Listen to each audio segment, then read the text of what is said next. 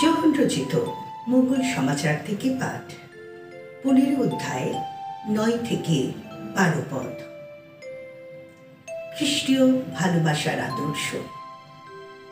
পিতা যেমন আমাকে ভালোবেসেছেন, আমিও তেমনি তোমাদের ভালোবেসেছি। তোমরা আমার ভালোবাসার আশ্রয়ে থেকো।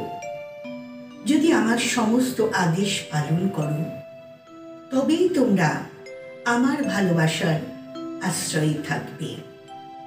আমিও যেমন আমার পিতার সমস্ত আদেশ পালন করেছি আর আছি তার ভালোবাসার আশ্রয়ে। এসব কথা তোমাদের বললাম, যাতে আমার আনন্দ তোমাদের অন্তরে থাকতে পারে এবং তোমাদের আনন্দ যেন পরিপূর্ণ হতে পারে। আমার আদেশ হলো, আমি নিজে যেমন তোমাদের ভালোবেসেছি, তোমরাও তেমনি পরস্পরকে ভালোবাসবে। প্রভুর বাণী।